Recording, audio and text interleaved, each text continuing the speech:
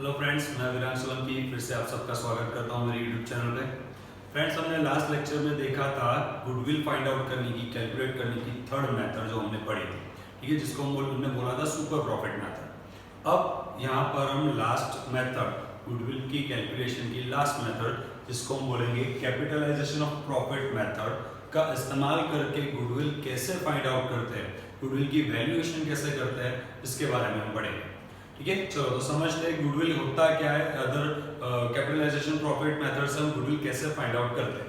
तो यहाँ पर हमको सम दिया है, from the following information of Manoj and Harish firm determine the value of goodwill by capitalised average profit method. Capitalised average profit method का use करके आपको गुडविल की वैल्यू फाइंड आउट करनी है। आपको इंफॉर्मेशन में दिया है पिछले 5 साल का प्रॉफिट, प्लस आपको दिया है एसेट्स, लायबिलिटीज और normal expected rate of return of business is 10%। ठीक है, अब पूरा कंसेप्ट काम कैसे करता है। चलो मान लो मैं और मेरा एक फ्रेंड, हम दोनों सेम टाइप का बिजनेस कर रहे हैं।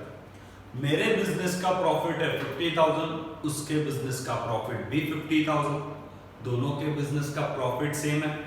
ठीक है, मैंने अपने बिजनेस में इन्वेस्ट किए हैं 5 लाख रुपीस, उसने अपने बिजनेस में इन्वेस्ट किए 7 लाख रुपीस।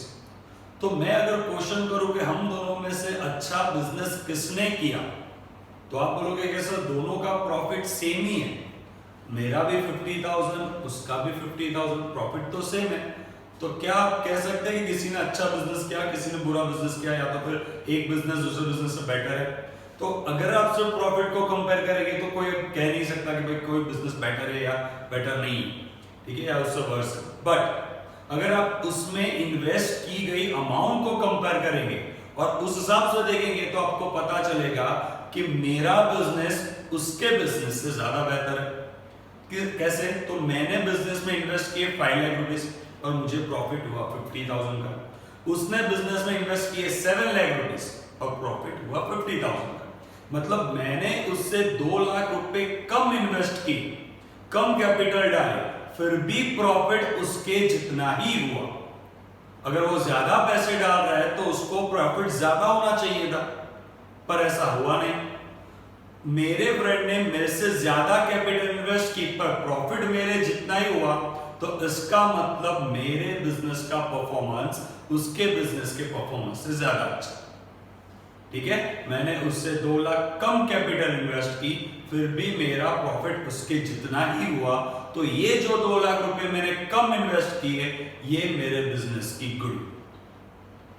ठीक है, ये मेरे 2 लाख रुपए जो मैंने कम इन्वेस्ट किए मेरे बच गए, तो वो 2 लाख रुपए मेरे बिजनेस की गुडविल होगी। और इसी के ऊपर पूरी कैलकुलेशन करेंगे, इसी कंसेप्ट से हम पूरा कैलकुलेशन समझेंगे। हम सबसे पहले स्टार्ट करेंगे कैपिटल इन्वेस्टेड। तो सबसे पहला पॉइंट हमको फाइंड आउट करना है कैपिटल एम्प्लॉयड।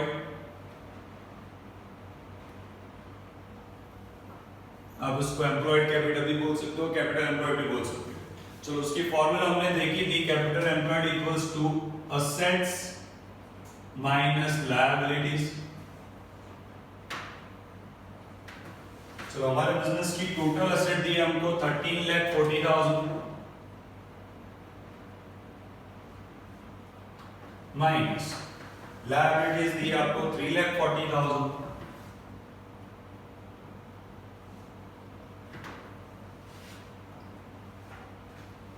डिफरेंस आ रहा है आपका 10 लाख।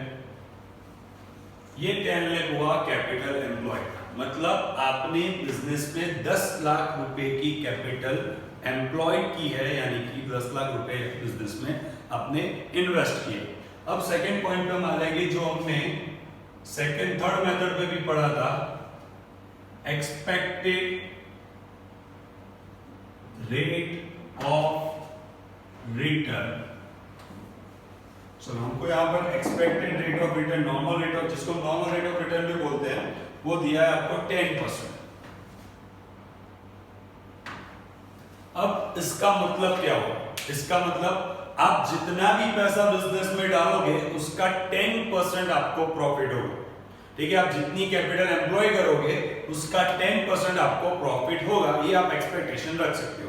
इसका मतलब अगर मैं 100 रुपए इन्वेस्ट करता हूं तो 100 रुपए का 10% मेरा प्रॉफिट होगा। ठीक है, अगर मैं 100 रुपए की कैपिटल इन्वेस्ट करता हूं तो उसका 10% के हिसाब से 10 रुपीज मेरा प्रॉफिट होगा। पर अगर उसका उल्टा सोचे तो मैं ये भी कह सकता हूं कि 10 रुपए प्रॉफिट कमाने के लिए मुझे 100 रुपए की कैपिटल इन्वेस्ट करनी पड़ेगी।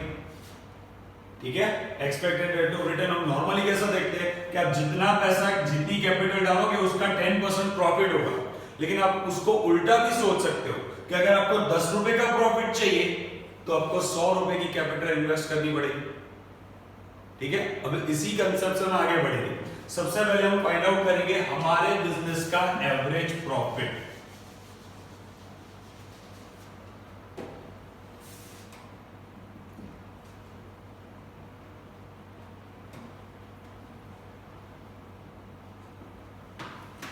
चलो, हमारे बिजनेस का एवरेज प्रॉफिट। अब एवरेज प्रॉफिट दो टाइप के होते हैं, एक होता है वेटेड एवरेज और एक होता है सिंपल एवरेज।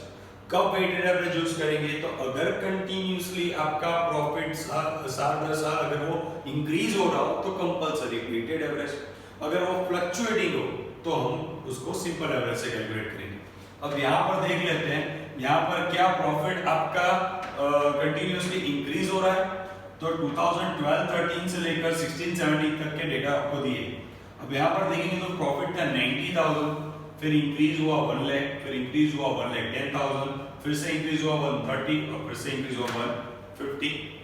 इसका मतलब हर साल आपका प्रॉफिट ग्रेजुअली इंक्रीज हो रहा है।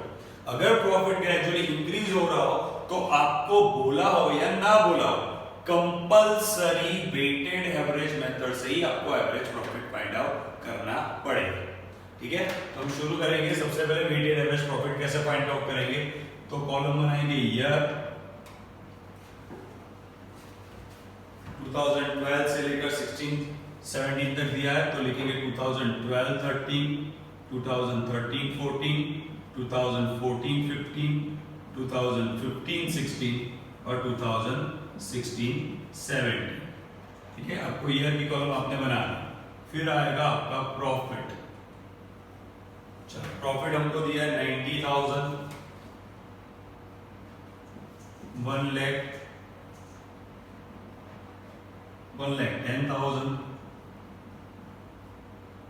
1,30,000 और 1,50,000। अब कॉलम बनाएंगे वेट की 1, 2, 3, 4, 5 और लास्ट कॉलम होगी आपकी वेटेड प्रॉफिट। वेटेड प्रॉफिट मतलब वेट इनटू प्रॉफिट, इन दोनों का मल्टीप्लिकेशन। 90,000 इंटू 190,000 बोलेंगे two 2 lakh,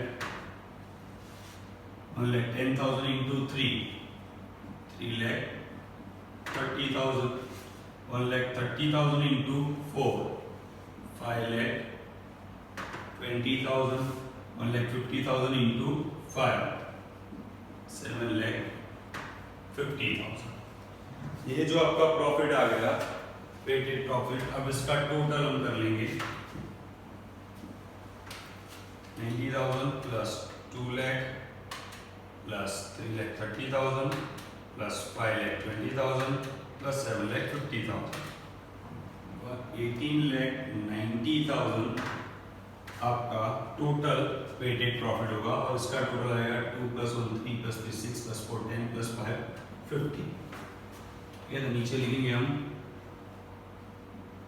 weighted average profit equals to total weighted profit upon total weight. Total weighted profit था हमारा 18,90,000 डिवाइड बाय टोटल वेट था हमारे पास 15। 18,90,000 डिवाइड बाय 15 वो आएगा आपका 1,26,000 रुपीज जो होगा आपका वेटेड एवरेज प्रॉफिट। अब फिर से वही कंसेप्ट पे जाता है। यहाँ पर एक्सपेक्टेड रेट ऑफ रिटर्न था 10%। इसका मतलब क्या हुआ कि अगर आप 100 रुपए कैपिटल की तौर पर डालोगे तो उसका 10%, 100 का 10% यानी कि 10 रुपीज का आपको प्रॉफिट होगा। ठीक है, 100 रुपए इन्वेस्ट करोगे तो उसका 10% प्रॉफिट होगा। इसको आप उल्टा भी समझ सकते हो कि अगर 10 रुपए का प्रॉफिट आपको अर्न करना हो तो आपको 100 रुपीज की कैपिटल इन्वेस्ट करनी पड़ेगी। ठीक है, अब हमको प्रॉफिट कितना हुआ 1,20,000 रुपीज का, तो यहां पर प्रॉफिट के नीचे हम लिख देंगे 1,26,000। अब इसके ऊपर से समझे कि अगर 10 रुपए का प्रॉफिट चाहिए तो 100 की कैपिटल डालनी पड़ेगी। तो अगर 1,26,000 का प्रॉफिट चाहिए तो कितनी कैपिटल इन्वेस्ट करनी पड़ सकती है। ठीक है, अगर 10 रुपए का प्रॉफिट चाहिए आपको तो आपको 100 रुपए इन्वेस्ट करने पड़ेंगे। तो अगर 1,26,000 का प्रॉफिट चाहिए तो कितने पैसे आपको इन्वेस्ट करने पड़ेंगे। तो आप सीधा क्रॉस मल्टीप्लिकेशन करके कर सकते हो, बट हम ऐसा नहीं करेंगे अभी 12th में, तो उसके लिए हर एक चीज के लिए अलग से फॉर्मूला आपको अप्लाई करना पड़ेगा। ये तो मैंने सिर्फ एक्सप्लेनेशन के लिए लिखा है, पर अब उसकी फॉर्मूला हम समझेंगे। फॉर्मूला कुछ इस तरह से होगा, इसको हम बोलेंगे capitalised profit.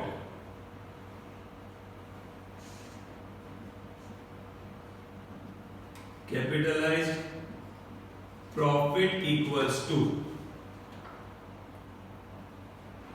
Weighted average profit upon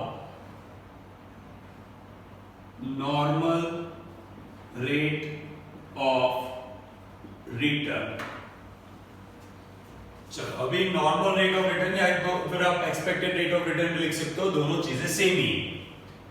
हमारा प्रॉफिट था, वेटेड एवरेज प्रॉफिट आया था हमारा ₹1,26,000 divide by normal rate of return.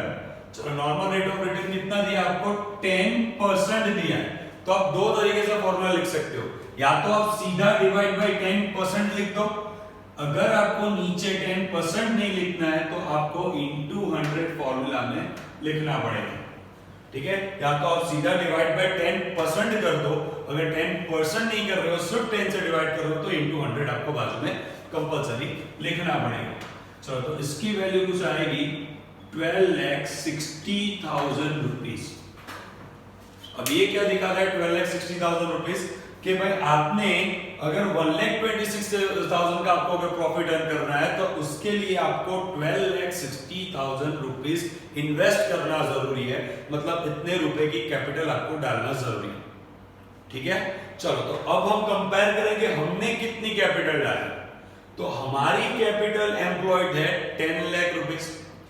इसका मतलब अगर आपको 1,26,000 प्रॉफिट अर्न करना है तो उसके लिए आपको 12,60,000 रुपीज इन्वेस्ट करने पड़ेंगे, या तो फिर 12,60,000 की कैपिटल डालनी पड़ेगी। बट एक्चुअली में हमने कितनी कैपिटल डाली थी, सिर्फ 10 लाख रुपए। नॉर्मली देखने जाए तो 12,60,000 रुपए डालना था, लेकिन हमने कितना डाला था, सिर्फ 10 लाख रुपए। तो हमारा जो 2 लाख रुपया बच गया, 2,60,000, दैट इज 2,60,000 रुपीज जो हमने कम इन्वेस्ट किया, वो होगी हमारी गुडविल। ठीक है, तो यहां पर मैं साइड पे लिख रहा हूं goodwill equals to capitalised profit